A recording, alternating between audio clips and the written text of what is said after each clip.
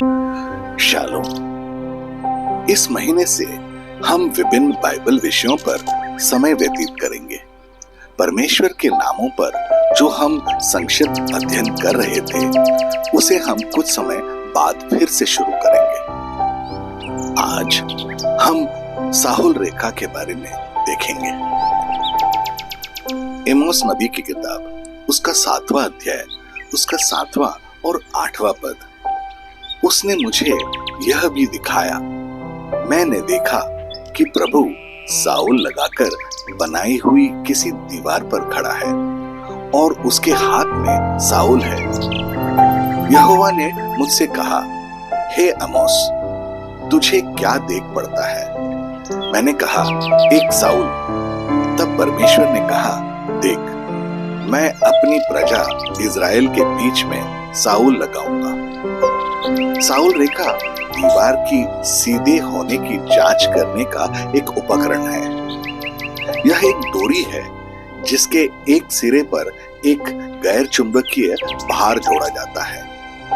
जब डोरी को इस तरह से पकड़ा जाता है कि भार स्वतंत्र रूप से लटक सके, तो दीवार के सीधे होने की एक सटीक समझ मिल जाती है। पेंटर और सुतार भी अपने काम को सीधा रखने के लिए साउल का इस्तेमाल करते हैं। किसी प्रोजेक्ट के बीच में बिना सही हिसाब करने वाली यंत्रणा के सही ऊंचाई, सीधापन निर्धारित करना मुश्किल हो जाता है। इसीलिए साउल का इस्तेमाल किया जाता है। साउल समाकोण खोजने, ऊपर से नीचे तक सीधापन बताने और चीजों को सीधा रखने के लिए गुरुत्वाकर्षण, जिसे अंग्रेजी में हम ग्रेविटी कहते हैं, उसके नियम को लागू करती हैं।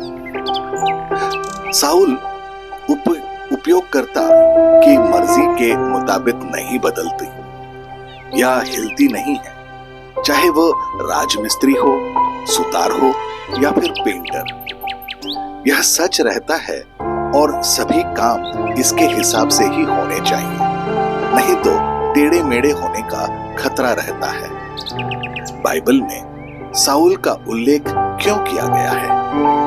अब तक हम जानते हैं कि साउल का इस्तेमाल बांधकाम या कंस्ट्रक्शन उद्योग में किया जाता है। बाइबल हमारे जीवन को इमारतों के रूप में संदर्भित करता है और जिस तरह से हम जीते हैं वह इमारत का निर्माण है। इस निर्माण की शुरुआत नींव से होती है। वचन हमें बताता है कि हमें अपने घर चट्टान पर बनाने चाहिए। मत्ती रचित सुसमाचार, उसका 7वां अध्याय, उसका 24वां पद कहता है, इसीलिए जो कोई मेरी यह बात सुनकर उन्हें मानता है, वह उस बुद्धिमान मनुष्य के समान ठहरेगा जिसने अपना घर चट्टान पर बनाया। वो चट्टान यीशु है।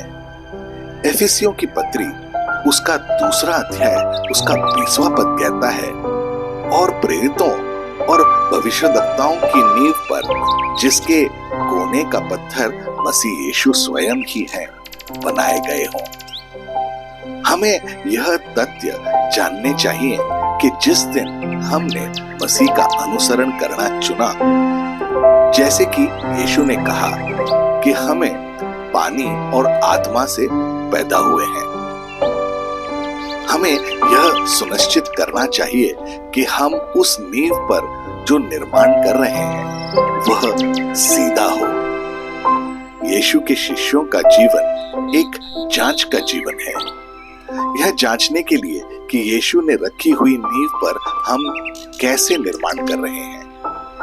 एफिसियों की पत्री, उसका 2वां अध्याय, उसका 21 और 22वां पद, जिसमें सारी रचना एक साथ मिलकर प्रभु में एक पवित्र मंदिर बनती जाती है, जिसमें तुम भी आत्मा के द्वारा परमेश्वर का निवास स्थान होने के लिए एक साथ बनाए जाते हो।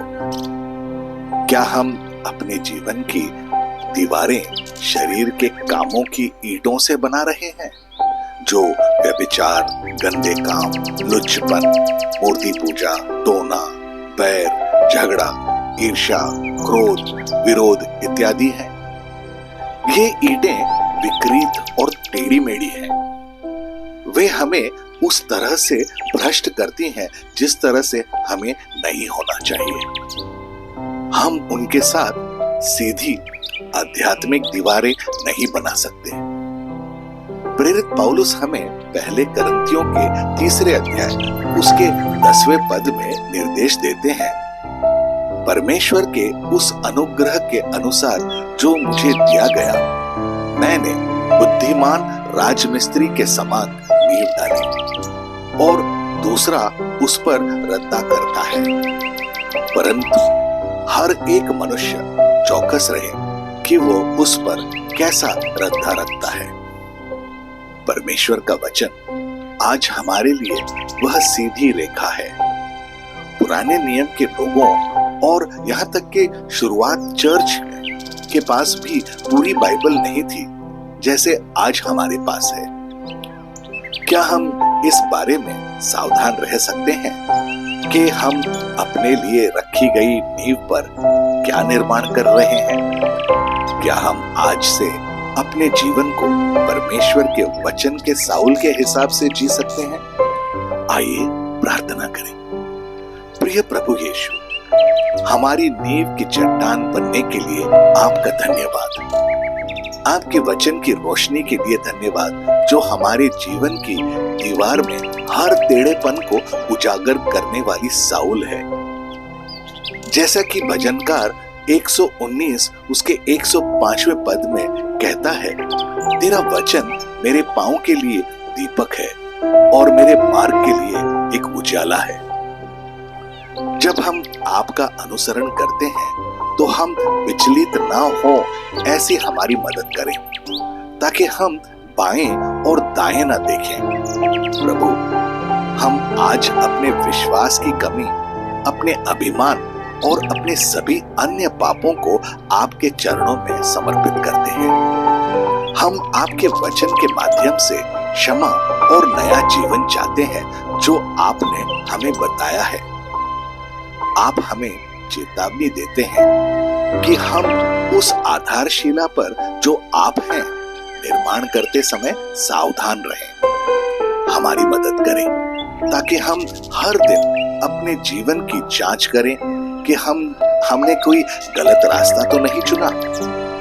हम पर हार न मानने के लिए आपका धन्यवाद। हमें विश्वास है कि आपने हमारी प्रार्थनाएं सुनी हैं और हमें उत्तर भी दिया है।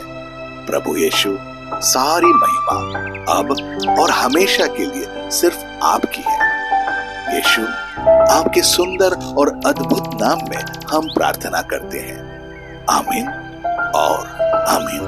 अपने दिन की शुरुआत प्रभु यीशु से करें। सब्सक्राइब कीजिए, नोटिफिकेशंस ऑन रखिए और ये दैनिक भक्ति आपको रोज मिलेगी। धन्यवाद।